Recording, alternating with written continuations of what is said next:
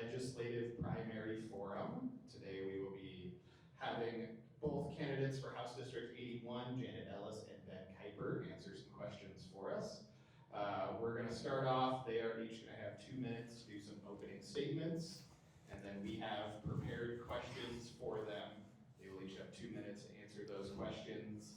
And then when we get towards the end, Shani has some note cards and pens. So if you are in the audience and would like to ask a question of them, please raise your hand, wave Shani down. She will give you the note cards and a pen to make it easier for you to write those answers down, and we will try to ask as many of them as we can as we get to the end here. So thank you again for joining us. We are the Lewis and Clark County Democratic Central Committee and are always excited to get our candidates in front of voters. So we will go ahead and start with our opening statements. And Jan, we'll go ahead and start with you. Is that on? I think it is, yeah. Okay. First of all, I wanted to thank the Central Committee for sponsoring the forum and recording it. That's really appreciated. I wanted to start by talking a little bit about my values. And just to give you an idea about my values, I have a 100% voting record from Montana Conservation Voters, the Montana Federation of Public Employees, the largest labor union in the state, as well as Forward Montana. What differentiates me is my experience. And I've been in the legislature 12 years. Just so you know, term limits is 16 years, so I'm in that window. But even though my background's biology, I have been on the budget committee the whole time, so I know the state budget well. And one of the reasons that's really important, a lot of the affordability issues actually go through the budget committee. They may go to another committee, but they go to the budget committee too. And that includes property taxes, health care, housing, and child care, to name a few. Anything that affects the state budget goes through the budget committee. And I have a lot of relationships that I've developed that helps me be at the table when we're figuring out the priorities for the budget. And that's really important and complicated, as some of you know. One of the things I wanted to just tell you a little bit about me, I told you my background's biology. I worked for the Audubon Society, Montana Audubon, for about 30 years. I've been married 35 years. My husband is the longest serving volunteer at Helena Food Share. He started when it was at Great Northern, believe it or not. He was also a union member when he worked at Montana Department of Transportation. And our kid is a proud product of Helena Schools. Perfect. Thank you. Ben, go ahead with your 2 minutes of opening statement. Thank you. My name is Ben Kuiper, and I'm running for House District 81. I have a professional background and a service background that I think makes me unique and brings some good qualities to the table. And I've been a corporate tax auditor for 8 years. I work for the Department of Revenue. Everything that I say tonight does not represent their statement or their statements, but it does represent me as a candidate. And I look at the corporate income tax returns of the largest corporations in the world. I make sure that they pay their fair share to Montana, no more and no less. But in my personal review of the tax code, I've seen naturally in the federal cycle and in the state regulations that the tax system is in favor of the corporations and the wealthy. As income earners with our W-2s, we pay around 30%, whether you're a wage earner or 1099 service worker or retired. And I feel like there's some room to make a progressive change in our tax system to make sure that our tax system works for the working class. And that's what I want to advocate for if you send me to the legislature. I have community service roles that I have experience in. I'm the vice president of my local union at Department of Revenue. I do collective bargaining, and I represent my fellow coworkers in office-related situations. I'm also the chair of the Helena Citizens Council, where We are an elected group of local representatives who make recommendations to the City Commission based upon our neighborhood constituents' concerns and problems that we see in local government. And through all that experience, I bring representative experience to this role, and along with my tax experience, I hope you support me. Thank you. All right, thank you very much, Ben. We'll have you answer our first question here. Our first question is, what ideas do you have to increase options for available housing? Certainly. So there's no single answer to this question, but it is an obvious question. It's an obvious problem that we see in our neighborhoods. I want to tackle this on the supply side. I want to work to build up and build out. I want to work with the developers and local government to streamline any regulations that may be burdensome to development, but also ensure that our structures remain safe. It's no secret that people are leaving the state because they can't afford housing. The United Way does a point-in-time survey every single year where they go and they interview members of our community who are experiencing homelessness. And what they find is that a vast majority of these people have grown up here or have lived here for a long time. Nobody's moving to Helena to live on the streets. And we need to house our people because people are dying every year of the elements, and that's not right. I want to work with the Department of Commerce and the Housing Authority to increase not only the education, but the availability of housing vouchers, because when we have development in the city, but the rent is still too high for people to afford, why have these empty houses? And when the market is so off base, we need to insert fail-safes like these vouchers to make sure that people have the homes that they need to survive. And that's what I'll support if you send me to the legislature. All right, thank you. Same question over to you, Janet. What ideas do you have to increase options for available housing? Thank you for that question. I thought more in terms of what the legislature actually does. One of the things that I think is particularly important is supporting strong partnerships. And this is an immense problem, a long-term problem we're going to have to be working on. And that's why, because it requires so much capital, it's just going to take a big supported partnership. For example, out in East Helena, they had a land trust, buy the land. And then they have a nonprofit, Habitat for Humanity, that's willing to build the structures. A lot of them starter homes, not all of them, but starter homes. And then you have state funding, as well as you have to get wastewater and drinking water and all those things, so you're working with your local government. So it's a multi-pronged approach, but you do need to support strong partnerships. The other thing I wanted to mention was last session, we passed something called the GO Trust, the Growth and Opportunity Trust.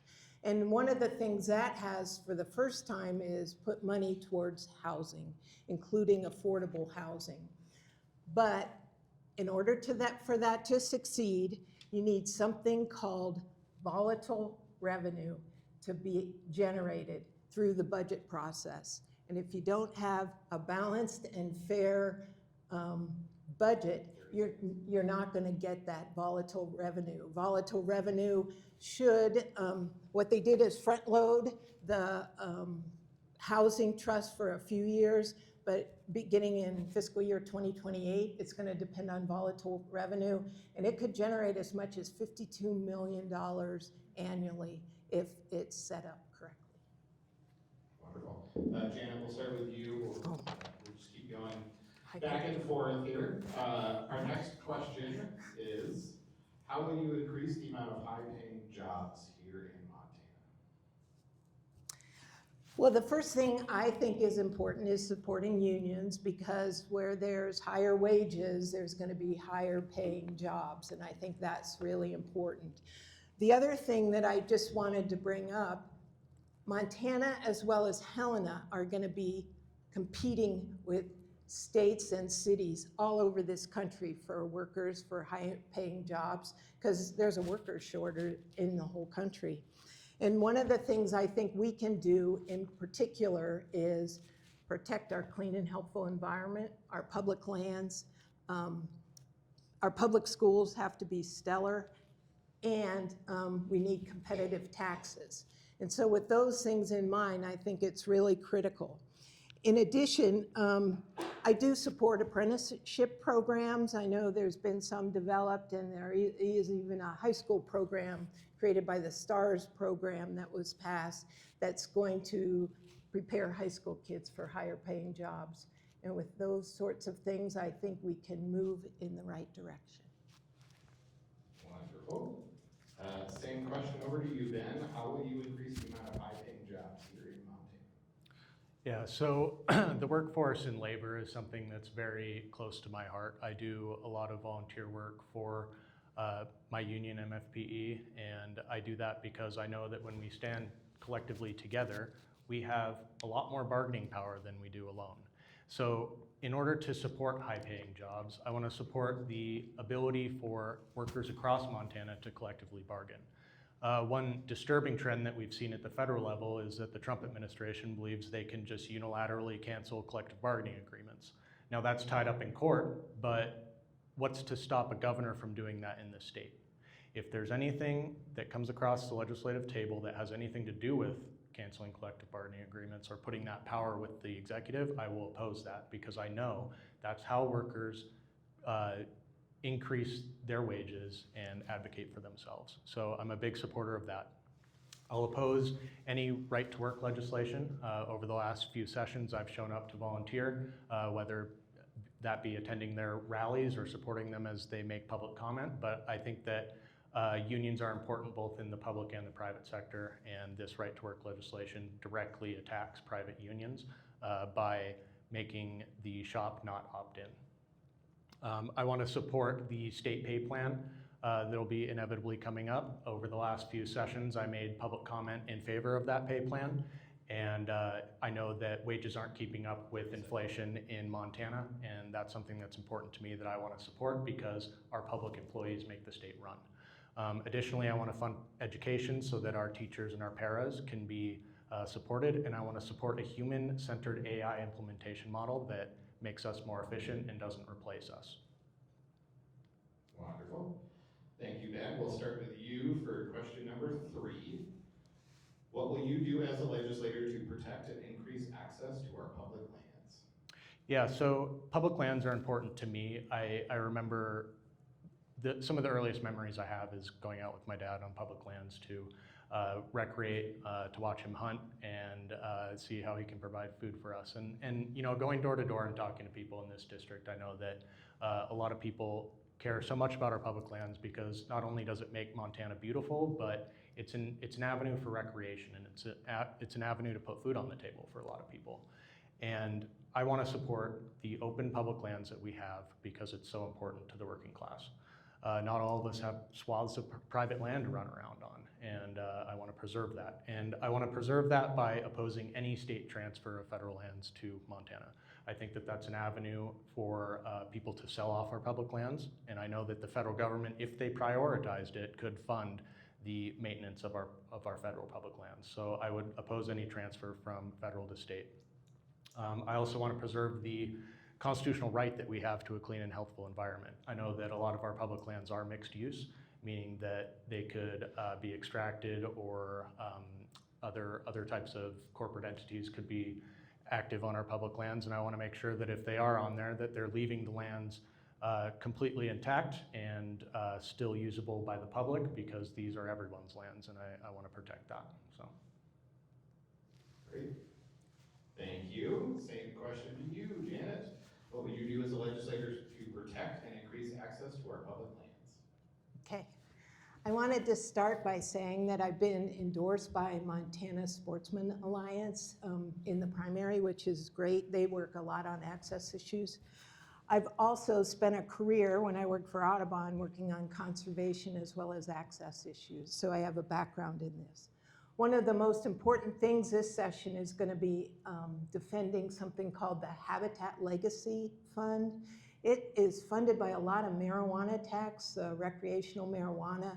It's about $30 million every 2 years is what goes into that fund, and it's going to be attacked.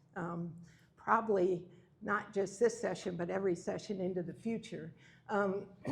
It includes the Habitat Montana program at Fish, Wildlife, and Parks that purchases conservation easements as well as fee title. They have a long-term leasing program now, but it also funds weed control and transportation, wildlife crossings, and other things like that. It's a pretty big deal, and it was all combined last session into one program, and as a result, it is going to draw a lot of attention. The other thing I wanted to mention is that 65% of Montana is public lands. They're really important to every one of us. We all go walking on them all the time or hiking, whatever you do. But as a result, it's really important to have programs that benefit private landowners. Block management is one at Fish, Wildlife, and Parks. They pay landowners to allow hunters on their property. There's other programs like that. And I know the block management program last session was expanded for the first time to include purchasing right-of-ways, which is a new feature that will be really helpful to get access in some places where we don't have access now. All right, Janet, we'll start with you on this next question. What will you do to continue to increase teachers' salaries in Montana? Okay. So one of the things that's going on right now is there's an 18-month study.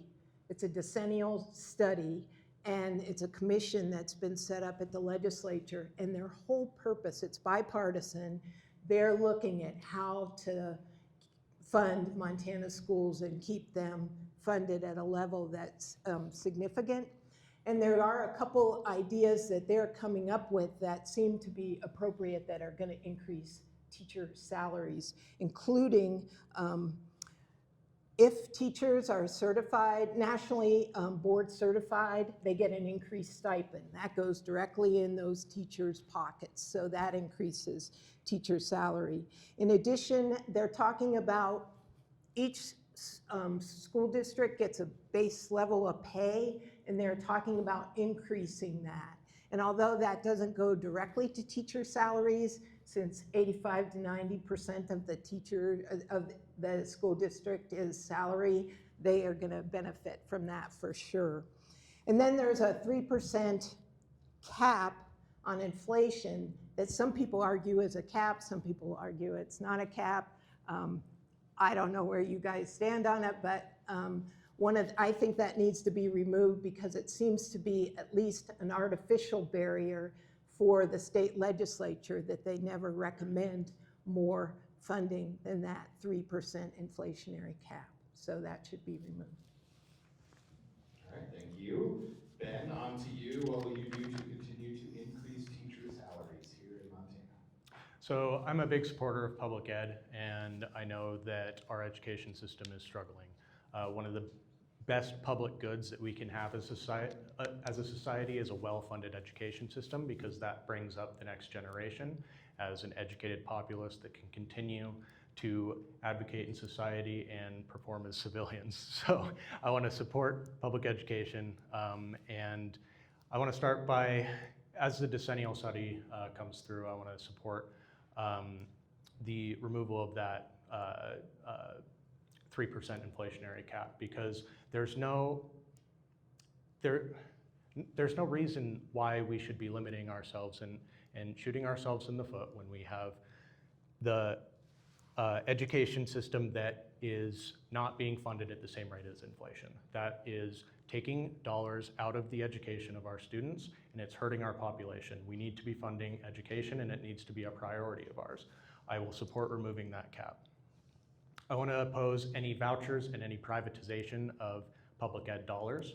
I feel that when we have a public education system that is already hurting and we are deferring resources away from that public education system, it continues to hurt the problem.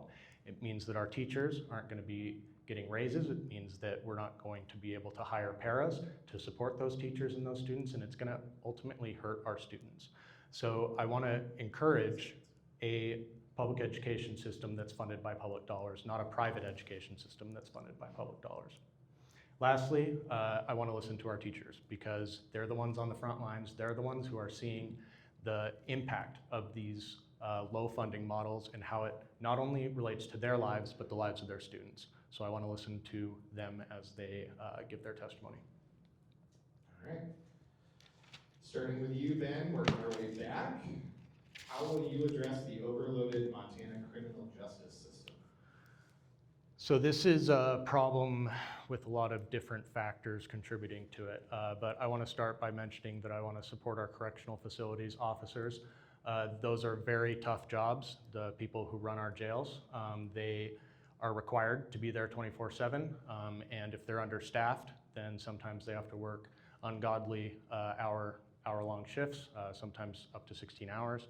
And we need to be supporting and funding those positions so that not only do they have a healthy group of workers engaging in that environment, but they're not overworked and overstressed, which means that people will just quit after too long of that kind of environment. So I want to support them.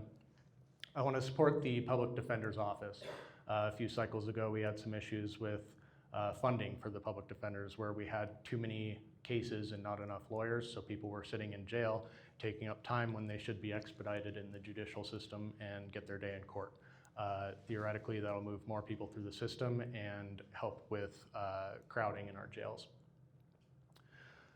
Last, I want to support a rehabilitation system over a punishment system. We shouldn't be sending people to jail for large amounts of time over small issues.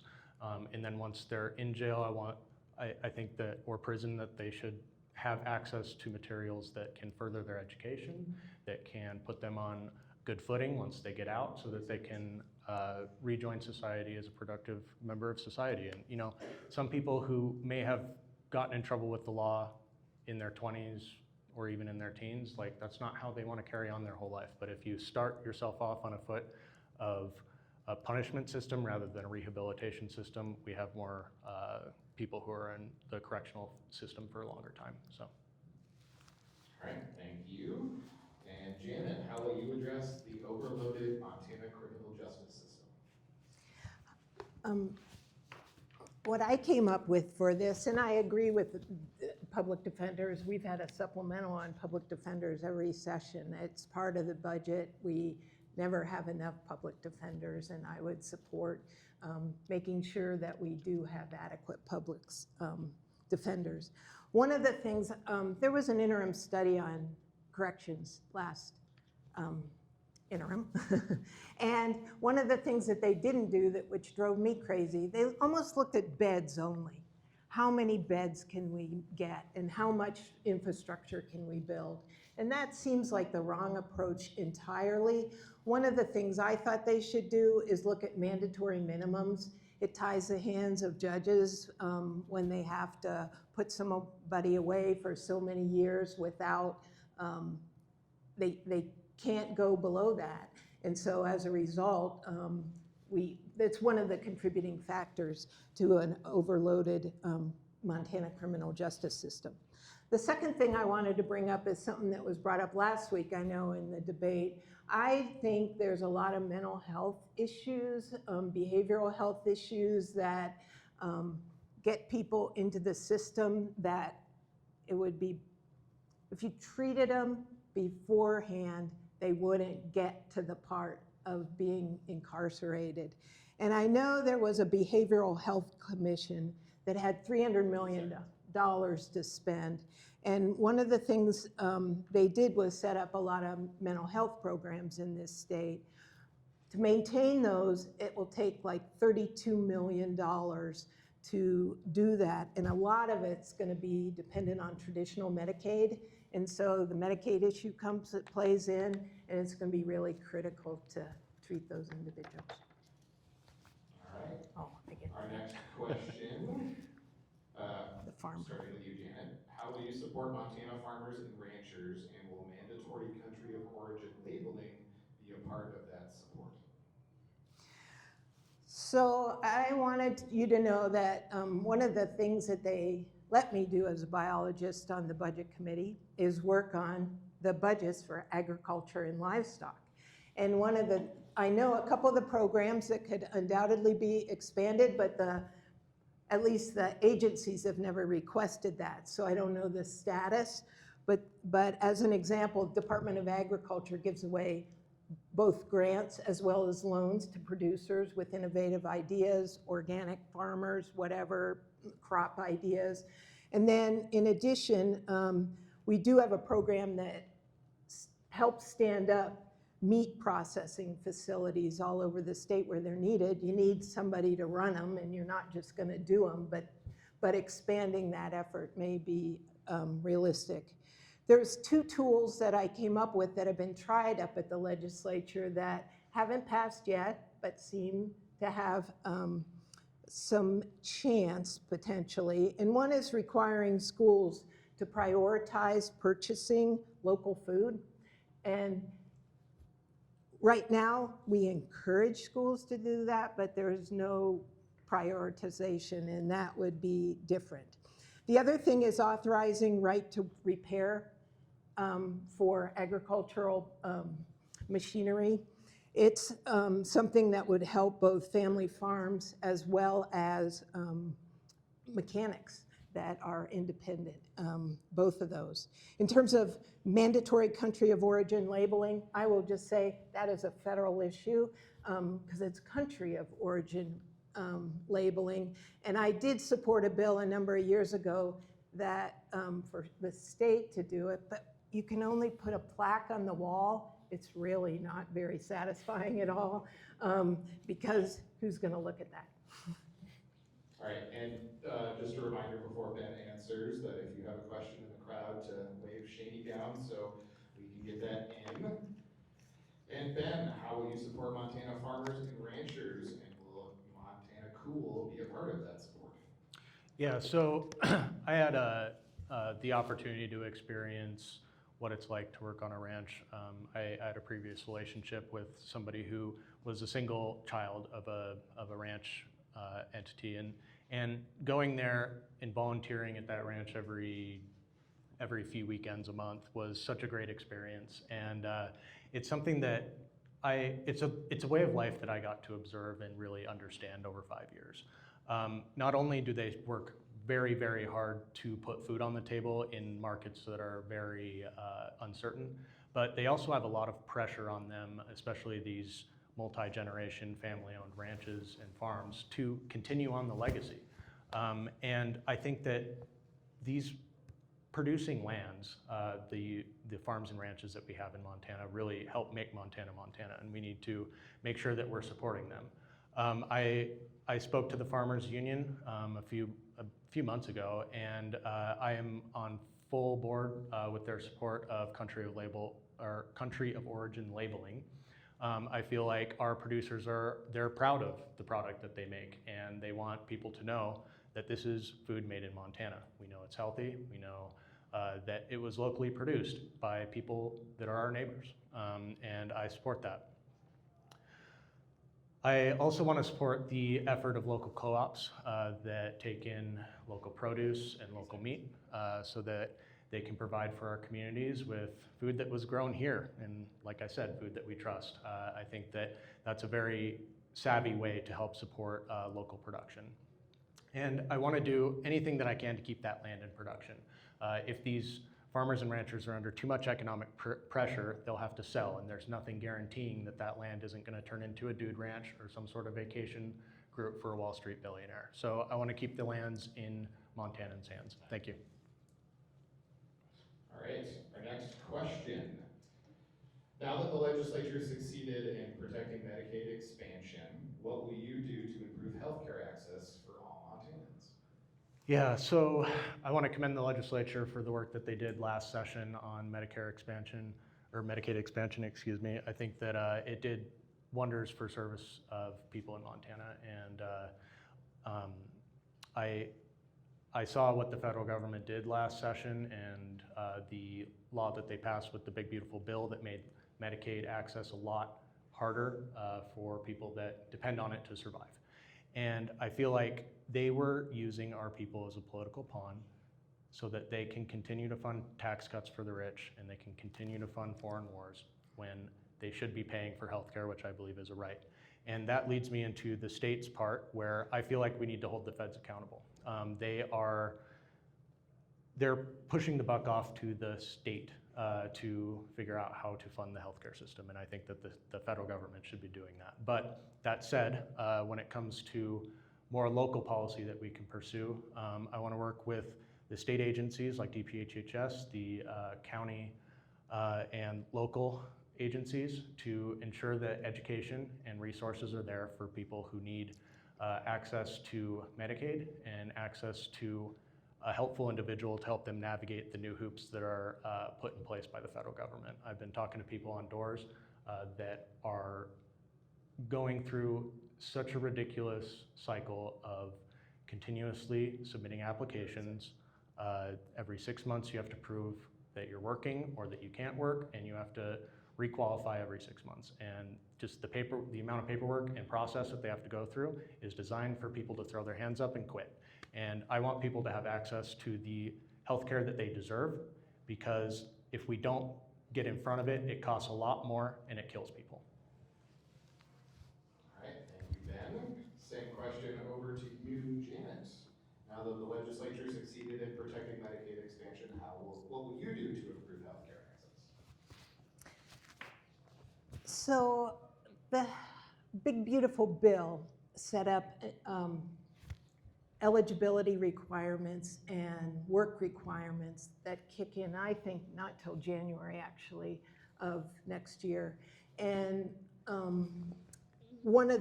it looks like what they're setting up is a system that Montana, there'll be 31,000 Montanans that lose their Medicaid coverage because of that. And it's just because the bureaucracy is so gigantic. It's every 6 months that they have to fill out all this paperwork. So that's something that we need to push back on. And the Trump administration, like I said, it does kick in January, but you know what? Montana's trying to do that sooner.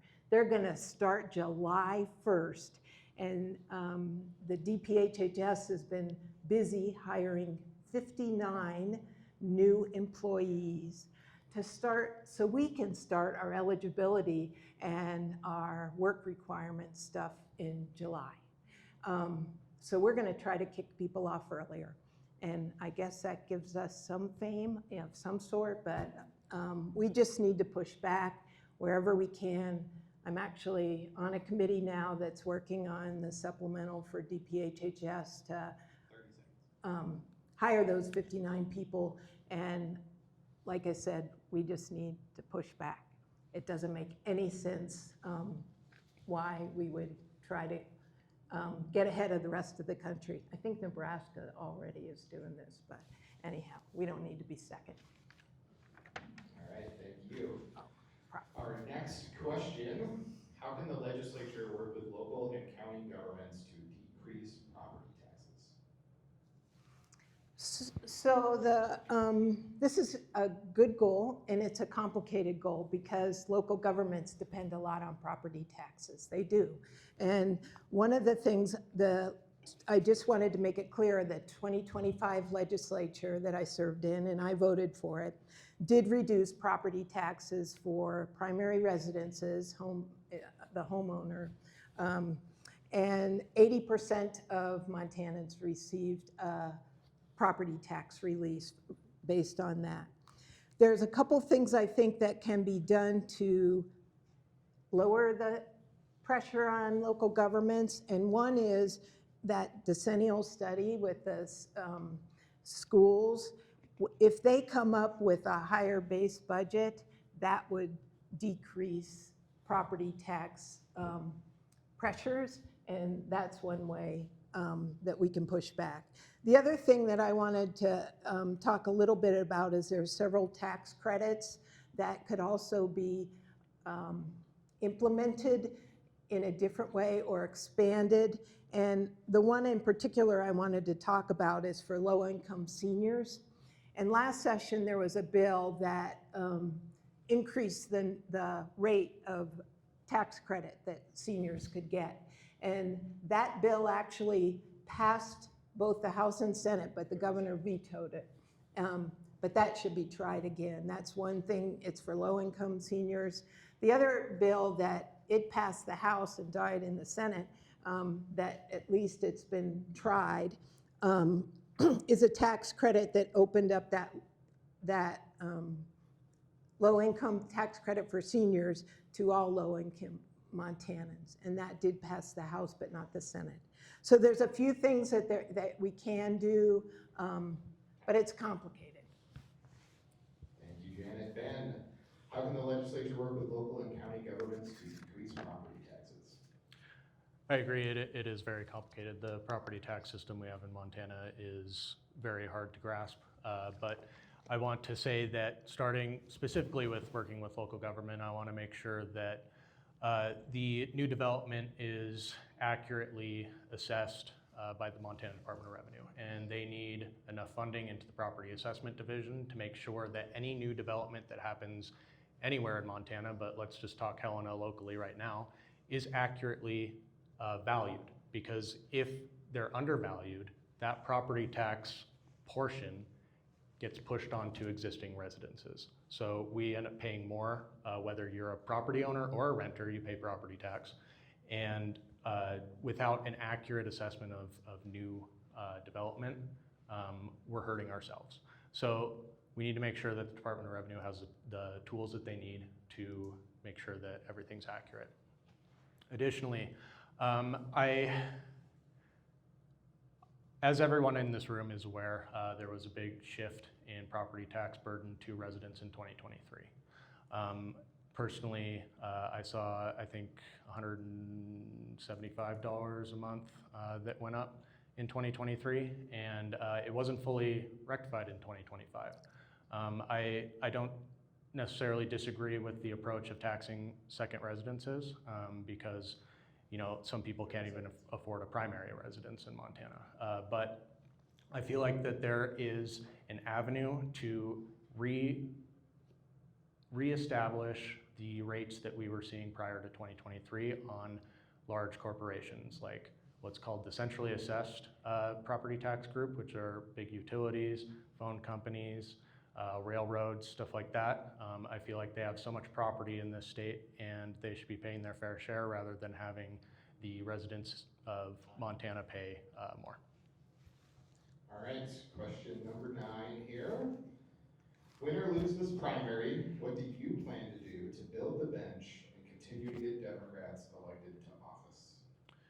Yeah, so Blue Bench is something that I kind of hear a lot about, and it's essentially an idea of keeping a steady group of candidates ready to come up and run for things as time progresses. And in order to have that steady group of candidates, you need experience running campaigns, legislating, doing government things, right? And I feel like I'm on the side of the age demographic where you need to be on the bench, right? And that's what I'm trying to do. I'm trying to get involved. I'm running for things. I feel like I have good skills to bring to the community, and I want to work for all of you. And I have, so the question was win or lose, how are you going to support the Blue Bench? I'm going to continue to show up because that's what we need younger people to do. If we're just going to take our ball and go home or say I'm too busy to engage in civic life, then nothing's going to improve for us, right? So I completely support the work of the people who came before me, and I'm so happy for all of the hard work that was fought over the decades, but I want to promote getting involved at any age level, and I can't promote that without doing it myself, right? So. All right, same question over to you, Janet. Win or lose this primary, what do you plan to do to build the bench and continue to get Democrats elected to office? So one of the things I'll just mention about Helena is we have basically freshman and sophomore legislators other than me as somebody who has more experience. And I think experience is really important. And the best thing I can do to build the bench for Democrats, I think, is to use my institutional knowledge to teach Democrats how to be better and more successful at what happens at the Capitol. It's not something you can do really easily. It takes time, but it is really important. And I realize that if I'm not elected, that would be harder, but it could be done either way. The other thing I just wanted to mention that I'm a worker bee on campaigns. I've been a treasurer. I've done doors with people, all those sorts of things. I have a good campaign plan. I can share that. There's all those things. I'm also a good fundraiser, and I've donated to campaigns that need money, and that would continue. It's something critical in campaigns. And the last thing, and this may sound silly, but I believe in helping future Democrats by recording who supports me, where my signs are, all that sort of thing in the voter file. I know some candidates don't do that, and I think it's really important for future candidates who are running for office to have that information available, and that's one way to do it. All right. The next question, when elected, what will be your #1 focus and priority for the 2027 legislative session? Okay.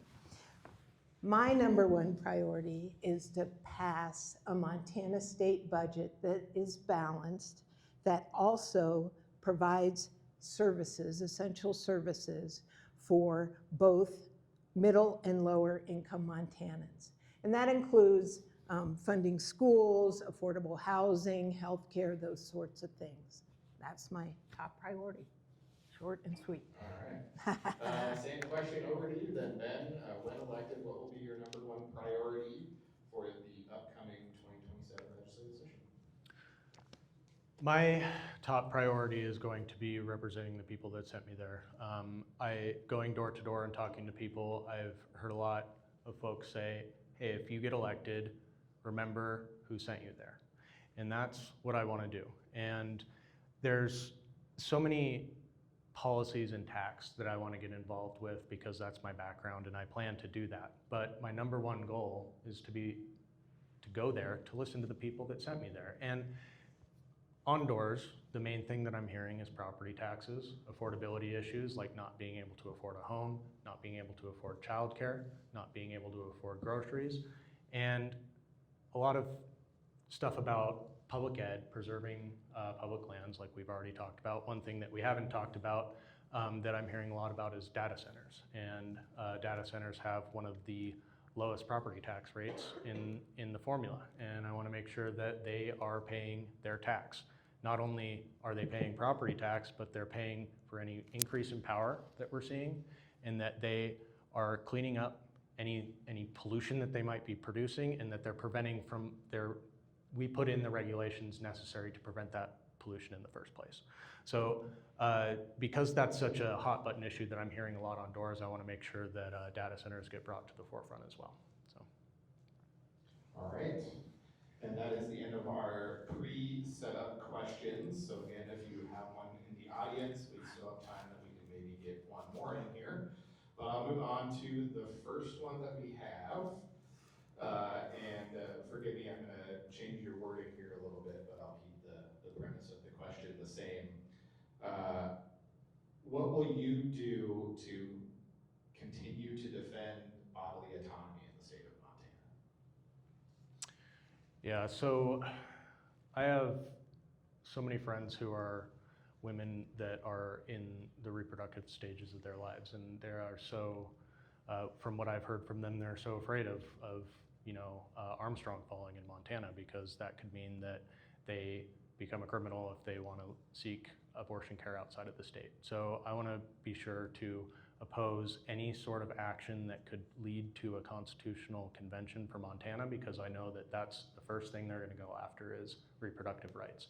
And I know that it's so important not only to human dignity, but just to medical care, because I have friends who use birth control because they have to have it as a prescription, but it's not covered by healthcare. So we need to preserve not only the right to choose, but preserve access to birth control, which they're going after, and make sure that people can live a dignified life where they have control over their own bodies. I firmly believe in that, and that'll be a priority of mine. All right, same question over to you, Janet. What will you do to continue to defend bodily autonomy in Montana? I'm very strongly pro-choice and have been for many, many years. Many generations in my family have been pro-choice, actually, just so you know. I think defending the Constitution, anything that would call for a constitutional convention, I would oppose that too. But Montana has really strong privacy laws, and with the ballot measure that passed last November, abortion is considered part of that privacy policy, and you do get constitutional legislation up at the Capitol, and you just have to be prepared for it. I have talked on pro-choice legislation up at on the Senate floor in particular, because I have a niece that has had to have an abortion because she had a fetus that it's when you don't have a brain, and she did not want to carry that fetus to term. So it's something I care a lot about. Many generations. My mom would kill me if no, I'm just kidding. But anyhow, it's something I feel very passionately about. All right, thank you. Our next question is a callback to something you mentioned earlier, Janet. Can you elaborate on prioritization of local procurement for school nutrition? Would there be funding attached to this legislation? So requiring, that could be one of the reasons why the legislation did not pass in the past. I know Montana has encouraged schools to buy locally for, I think it's for quite a few, I mean, it could be a decade or more, but that could also be a reason why this doesn't pass. One of the first things you do when you look at a bill like this is to figure out what it would cost. And if it costs too much, maybe you can't do it, and that's just the way it goes. I've been working on a veterans issue that seems to be the response I've gotten from staff to look up how much it would cost to give it to all veterans, that benefit. But anyhow, so I don't have the best answer to that question. It's going to be a really tight budget year, but it is something I think we should look at. And I don't know how much, if any, it might just be more administratively burdensome rather than cost prohibitive. And we'd have to do the research to figure that out. I don't have that answer. All right, same thing to you here, Ben. Can you elaborate on prioritization of local procurement for school nutrition, and would there be funding attached to that legislation? Yeah, so I would support it if it fit with the balanced budget, of course. But like I said before, locally produced food I think is healthy. It supports our communities, it supports our ranchers and our farmers, and I think it'll do a lot to reinvest state dollars into our own economies.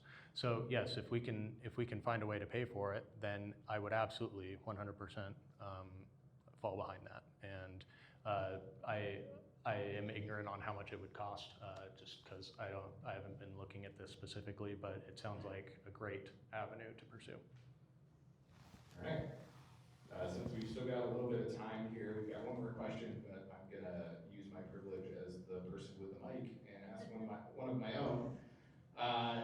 Montana is home to a large population of three of the demographic groups with the highest rates of suicide, those being indigenous people, veterans, and middle-aged white men. So what would you do to help lower the suicide rates in Montana and get us out of the top 5 in the country for the first time in over 40 years?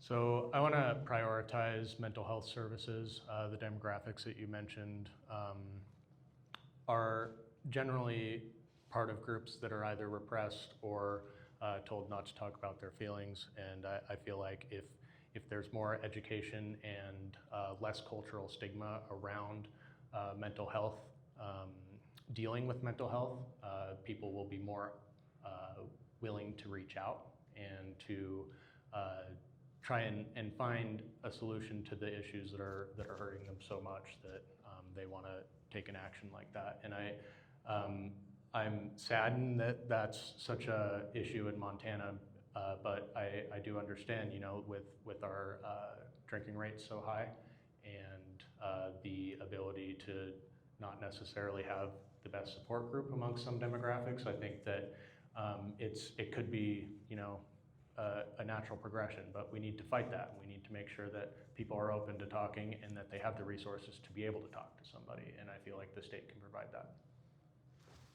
All right, same thing over to you, Janet. What will you do to help lower the suicide rate in Montana and get us out of the top 5 for the first time in over 40 years? So I may not have, I don't know all the answers to questions like this because I'm the bird person, actually. Biology is my background. But I do have relationships. And one of the things I know are people that work on these issues and study them, and staff that understand the issues behind. And the first thing I would want to do, like it or not, is roll up my sleeves and figure out the data that's out there and what they found out.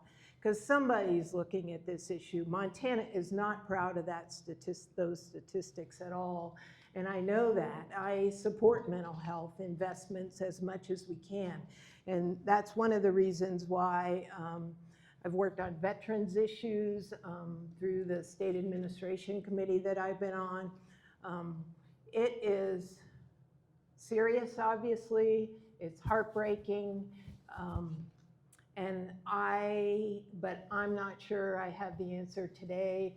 I'd like to do more research before filling in the blanks. All right, well, I know a guy who can help you with that. Okay.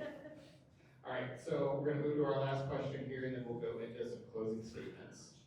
This question is, given that there will likely be a Republican majority, although we're gonna do everything to prevent that, what do you think is actually possible to pass to improve the lives of Montanans? Me. Okay. So, Democrats are going to be in the minority. That's what's going to happen. And so you have to be able to work across the aisle. And I have a lot of relationships with both Democrats and Republicans, and was fortunate enough to work last session in the Senate where we had the 9. One of the things that's going to be really interesting is the June 2nd primary, because there's been so much money poured into that to make sure some of the individuals that cooperated with Democrats don't get elected. And I don't know if that's going to be successful or not, but it will tell us whether we're in a defensive state or an offensive state for the legislative session. It's going to be really critical, but I have good relationships with very conservative Republicans. It depends. Sometimes you have to cherry pick your issues more because they have something that they're particularly interested in, and you need to pay attention and know that. And those long-term relationships come in handy when that occurs. All right, thank you. And Ben, given that there will likely be a Republican majority, what do you think is actually possible to get passed to improve the lives of Montanans? Yeah, and not only is there likely to be a Republican majority, we're guaranteed to have a Republican governor who has to sign the bills. So I know that at least through preparation of the upcoming budget, that there is likely to be some money that needs to be found or programs to be cut. And I feel like the executive branch is going to have an appetite for finding money for the general fund. And I think that there is money to be found. And I think that there's some avenues through corporate tax that we can look at. There is a judicial case called the Baker case from back in the 70s that disallows the state to tax domestic dividends unless the legislature says they want to. And the legislature has never come in to say that. But there are other states who have very robust tax systems when it comes to corporate dividends, which we allow to be deducted at 100%. We could potentially tax them at 20 or 10%, which doesn't completely empty the corporate pockets, but it helps the general fund. And I think that there might be some avenues with the executive office to pursue those type of policies. And I think that having a Democrat in the tax sphere that understands the system and can go out and advocate for a progressive tax system, or at least a tax system that is less corporate heavy, will be helpful to not only the Democrat caucus, but the workers of Montana. All right. And we'll actually move first to Janet for the closing statements, since she got the first word. We'll give Ben the final word of the night. So we've got 2 minutes to wrap things up here, Janet. Oh, no. Take it away. Okay, I wanted to talk a little bit about one of the favorite bills I've had that I've been able to work on in past, because sometimes I can say, oh, I have experience, and you guys go, oh, what does that mean, you know? Well, one of the things that I've been able to work on, and I've done it 2023, 2025 sessions, is funding to take lead out of drinking water in schools. And we got about $4 million in 2023. We continued the funding in 2025. Kids shouldn't be drinking water, obviously, with lead in it. That's a really bad idea. The program will hire people to test replace drinking fountains, the service lines, whatever. And I will report happily that the Helena School District has used that money extensively. And I think that that's really exciting, and I'm proud to have initiated that work and maintain that funding. The next thing I wanted to say is, I know I'm not the most eloquent speaker, and I'm not the person who knows everything. But what I do have is really strong values. I believe in a social safety net, and I want government to work for workers as well as low and middle income people. I have established relationships with both Democrats and Republicans, and I know I'm a strategic thinker, so I know how to work those relationships to get things done. That's important. I do think experience matters, and I'll hope you'll support me. All right, thank you, Janet. And Ben, closing 2 minutes from you. All right, so essentially what inspired me not only to run for the legislature, but in the past few years just to volunteer for the community, is that feeling you get when you help somebody and you make a positive impact in their life. In my experience, there is nothing that beats that, because if there's somebody who has a problem and you have these very weird governmental skills that you can navigate the bureaucracy, or you can publicly speak to bring attention to an issue, and you help that person, that is such a great feeling. It makes all the bad days worth it. It makes all the hard work worth it. And that's what inspired me to get involved in the community and run for legislature. And I have a deep desire to go in and represent the people, but also bring my own expertise to the table. And I think that that's a good mix when you're one of 150 legislators, to have a broad understanding of what the people want, but also your own little niche. And my own little niche is tax. I've mentioned before that it's, I think, a little bit unique when it comes to the candidates that we're seeing, not only in Helena, but across the state. And I think I can do some good work in the legislature for that, and while also supporting good policy that helps the workers of Montana. You know, when I first started working for the state in 2018, I was living pretty comfortably on a much lower wage. But over the last more than half a decade, I've had a performance raise, I've had 3 COLAs, and I feel like I am in a worse spot than I was in 2018. And I'm not alone in that. And I know that there's a lot of hurt with the working class, and people are struggling to make ends meet. They're putting their rent on credit cards. They can't afford gas, they can't afford groceries. And I feel like I want to do something, and that's go to the legislature and help the people as best I can. Thank you. All right. Let's give both Janet and Ben a round of applause. Thank you both for coming and answering our questions. Thank you to the folks in the audience and the folks that are going to be watching this online. You can go to the Lewis and Clark County Democratic Central Committee's Facebook page and find the video for all 4 of the candidate forums we have hosted over the last month. We want to remind folks that ballots will be mailed out this Friday, May 8th, so you will likely get it in your mailbox on Saturday the 9th, and that they are due the first Tuesday in June, so be sure that you vote in the primaries. If you live in House District 81, vote for one of these 2 fantastic candidates. Thank you very much.